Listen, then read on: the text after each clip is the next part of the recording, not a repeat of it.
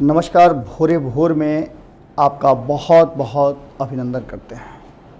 हमारा सिलसिला जो है वो लगातार आपके साथ जुड़ा हुआ है और खबरों के माध्यम से खबरों के विश्लेषण और भीतर खाने से खबरें निकाल करके लाने का जो हमारा जज्बा है और जो हम आपके साथ लगातार इस कड़ी में आ रहे हैं, उस कड़ी में अगली कड़ी हम आपके सामने लेकर के आए हैं। और इस कड़ी में आपको वो सारा बिहार का रस रंग मिल जाएगा, वो चिंताएं मिल जाएंगी जो राजनीतिक दलों को होने वाली हैं, वो परेशानियां आपको नज़र आ जाएंगी जो महागठबंधन, एनडीए या फिर तीसरे मोर्चे को हो जाएगी। और इन सब के बीच में जो आपने बहुत पहले, जब तीसरे मोर्चे की सुगबुगाहट शुरू हुई थी, जब ये तीसरे मोर्चे का जो अभी वर्तमान स्थिति है, जो लोग तीसरे मोर्चे को लेकर के आगे बढ़ने की बात कर रहे हैं, अपनी ज़मीन तलाश रहे हैं, उससे पहले की घटनाओं पर यदि आप नज़र डालें तो आपको याद होगा कि तीसरे मोर्चे की कवायद किसने शुरू की थी।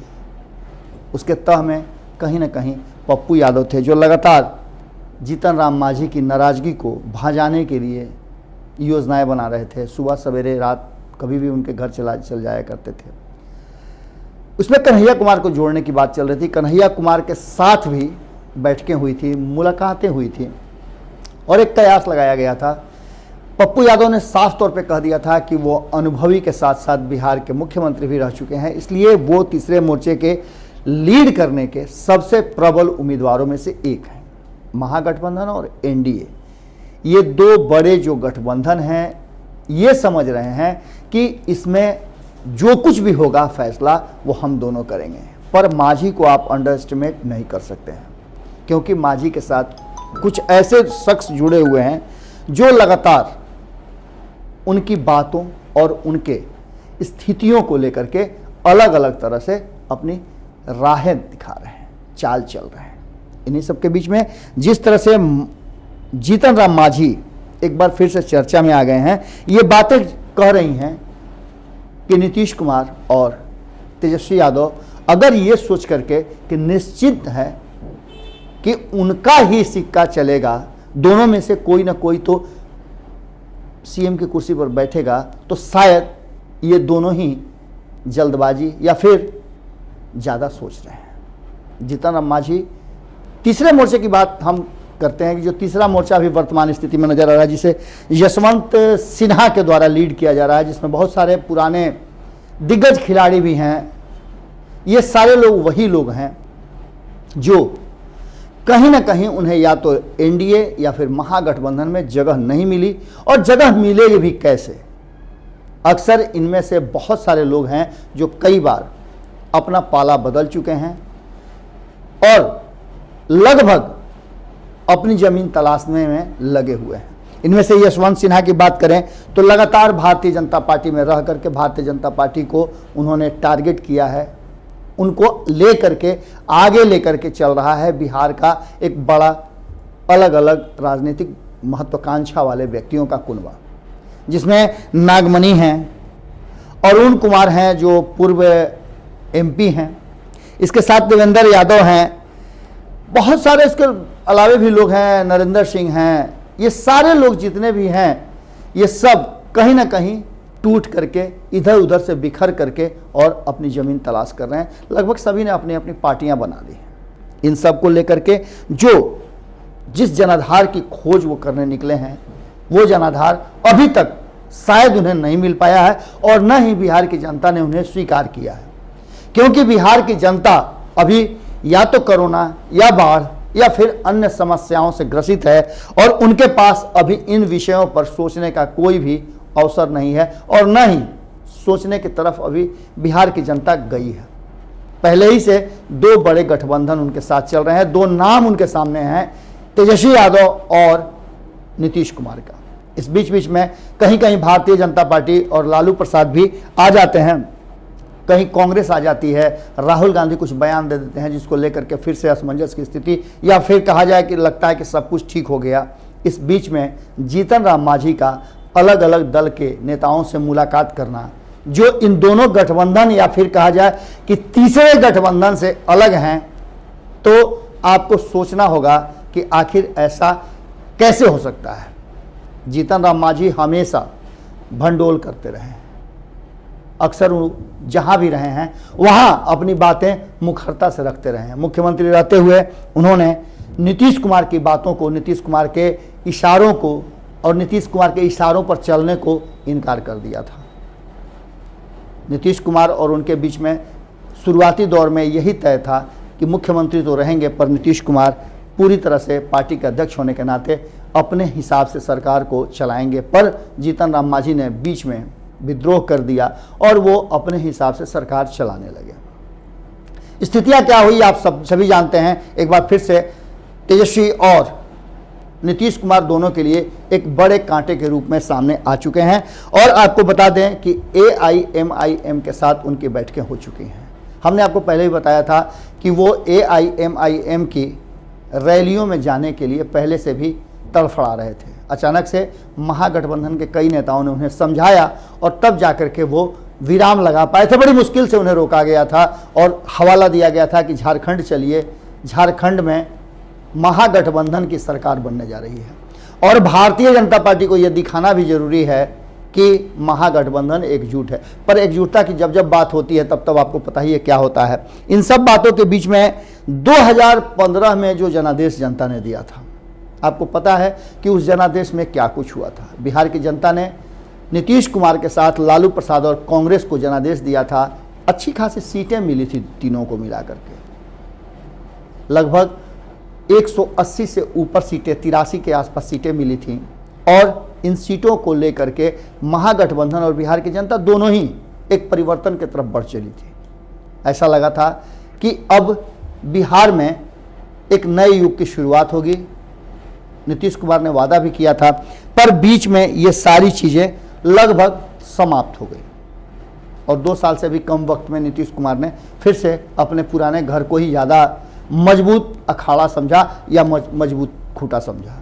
इन सब के बीच जिस तरह से स्थितियां सामने आ रही हैं, उसमें 2020 के चुनाव को लेकर के जो स्थिति है उसमें दोनों ही आपको पता है कि अपने अपने हिसाब से चीज़ों को चलाना चाहते हैं।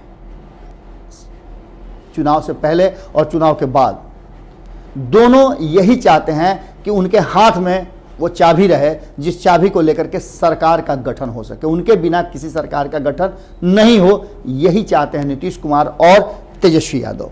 पर इन सब के बीच तेजस्वी यादव नीतीश को बीजेपी हो, कांग्रेस हो, चिराग पासवान हो या फिर कुशवाहा, मुकेश सहनी, जीतन राम मांझी या अन्य तीसरा मोर्चा की जो बात हम कर रहे हैं, ये सब हैं भीतर ही भीतर बड़ी परेशान हैं। इनकी परेशानी का कारण भी आप समझ सकते हैं कि एक तो कोरोना का संकट, उसमें चुनाव, ऊपर से वो 50 लाख के आसपास लोग, जिनमें से बहुत सारे लोग तो अब पलायन कर चुके हैं, लेकिन फिर भी एक बड़ी तादाद है वैसे लोगों की जो अलग अलग राज्यों से बिहार आए हुए हैं, अपने घर आए हुए हैं और इस बार के चुनाव में उनकी चलेगी। अगर वो वोट देते हैं तो आप समझ सकते हैं कि उनके वोट का आधार क्या होगा। बिहार की जनता ने अब तक अपना पत्ता नहीं खोला है। यदा कदा जब हम सर्वे में निकलते हैं या लोगों से पूछते हैं तो लोग जो बताते हैं वो हम आपको समय समय पर दिखाते हैं। इसका भी ग्राफ न जब बहुत ज़्यादा ऊपर है न बहुत ज़्यादा नीचे है। एंटी इनकम्बेंसी की बातें की जा रही हैं और उसे भजाने का प्रयास जहां एक तरफ तेजस्वी यादव कर रहे हैं, वहीं नीतीश कुमार और उनकी पूरी टुकड़ी इस बात को भजाने में लगी हुई है कि 15 साल क्या किया लालू प्रसाद और राबड़ी देवी ने। बिहार को बर्बाद करने की जिम्मेवारी उनको बताया जाता है, उससे पहले कांग्रेस को भी बताया जाता है, जबकि 15 साल समय काफ़ी होता है किसी भी चीज़ को बदलने के लिए और स्थितियों को संभालने के लिए। आपको एक बहुत ही महत्वपूर्ण बात और बता देते हैं। महागठबंधन हो या एनडीए हो, दोनों के ही अगुवा के रूप में अब नाम स्पष्ट हो चुका है। नीतीश कुमार के नाम को जहां भारतीय जनता पार्टी ने आगे कर दिया है कि वही कैप्टन होंगे, वहीं आरजेडी ने तेजस्वी यादव का नाम आगे कर दिया और उनके नाम पर थोड़ी बहुत ना नुकुर के बाद मुहर लग गई है। लेकिन असमंजस कहाँ है ये समझना होगा और इस पर जीतन राम मांझी का वो चौथा फ्रंट कह लीजिए या जो भी फ्रंट उसका नाम दे लीजिए या फिर इसी को तीसरा फ्रंट आप मान लीजिए, उसके एक अचानक से अवतरित होने से स्थितियां बड़ी बदल गई हैं। आपको आवाज में परिवर्तन आ रहा होगा। नजर पूरी तरह से पप्पू यादव के, कन्हैया कुमार बिल्कुल चुप हैं, भूमिहार ब्राह्मण एकता मंच के आशुतोष चुप हैं, वहीं ब्राह्मणों के कई संगठन हैं वो चुप हैं, छोटी छोटी पार्टियां चुप हैं, और महागठबंधन और एनडीए के ये दोनों नेता आपस में भिड़े हुए हैं। इसके पीछे का कारण है कि महागठबंधन के असमंजस की स्थिति आपने सुनी होगी। आपने देखा होगा कि रातों रात में भी हमने एक तथ्य आपके सामने रखा था कि कहीं ना कहीं आईसीयू में है महागठबंधन। उसके पीछे कारण यही है। कारण हमने आपको बता ही दिया कि तेजस्वी यादव चाहते हैं कि इस बार गेम चेंजर वही रहे, उन्हीं के हाथ में वो चाबी हो जिससे कि सरकार बने या न बने। यही बात चाहते हैं नीतीश कुमार भी कि सरकार बने या न बने। अब ऐसी स्थिति में जो इनके वोटर हैं उनको भंडोल तो जरूर कर देंगे। अगर सीटें नहीं ला पाते हैं जीतन राम मांझी तो सीट दूसरे को लाने में परेशानी जरूर पैदा कर देंगे, और ऐसी स्थिति में पलड़ा किधर बैठेगा इसका एक बड़ा संशय दोनों ही बड़े गठबंधनों के बीच में आ गया है। अब ऐसी स्थिति में जीतन राम मांझी को कैसे संभाला जाएगा, और नई परिस्थिति में जबकि जीतन राम मांझी एक नए गठबंधन की शुरुआत और कवायद शुरू कर चुके हैं, जो कि कहा जा रहा है कि कहीं ना कहीं तीसरा मोर्चा यशवंत सिन्हा के नेतृत्व जो बन रहा है उससे ज़्यादा मजबूत होगा। तो आप समझ सकते हैं कि चतुष्कोणीय मुकाबला हो जाएगा। चतुष्कोणीय मुकाबला में भले ही आप अगर तीसरे मोर्चे को साइड भी कर देते हैं तो नीतीश कुमार और तेजस्वी यादव के लिए ये दोनों ही एक बड़ा अंतर पैदा करने का मादा जरूर रखते हैं, और ये अंतर अगर पैदा हो गया तो फिर से बिहार की स्थिति बहुत ही नाजुक होने वाली है। हो सकता है कि जो 2004, 5, 6 के बीच में या फिर 2000 के बीच में जो स्थितियां पैदा करने की प्रयास किया गया था, या आपने देश के अलग अलग राजनीतिक परिस्थितियों को देखा होगा, उन सब परिस्थितियों में आपको अचानक से याद आ जाएगा कि एक त्रिशंकु सरकार बनने की स्थिति या फिर सरकार नहीं बनने की स्थिति भी पैदा हो सकती है। और ये असमंजस कोरोना संकट के दौरान, जिसमें बड़ी कठिन परिस्थितियों में चुनाव कराने का हिम्मत जुटा पाया है चुनाव आयोग, उसके लिए बड़ा ही घातक होगा और बिहार के लिए भी एक प्रश्नवाचक चिन्ह लेकर के खड़ा होगा। कैसा लगा विश्लेषण जरूर बताइएगा, क्योंकि बिहार की राजनीति में अब इनके सहारे ही आपको अपने मत बनाने होंगे। रैलियां और लोगों से संवाद बहुत कम होगा, क्योंकि डिजिटल रैलियां करने की स्थिति नहीं है। सोशल डिस्टेंसिंग मेंटेन करना है। कोरोना का संकट आप देख ही रहे हैं कि लगातार बढ़ रहा है, और बिहार को लेकर के मुख्यमंत्री की बात छोड़ दीजिए, प्रधानमंत्री भी चिंतित नजर आ रहे हैं कि आखिर बिहार में इतना ज़्यादा कोरोना का संक्रमण क्यों बढ़ रहा है। इन संक्रमण के साथ साथ चुनाव, और चुनाव में यदि स्थिति स्पष्ट नहीं हो, सरकार बनने की स्थिति नहीं हो, तो आप समझ सकते हैं कि आपको एक बार फिर से परेशान होने की बात सामने आ रही है।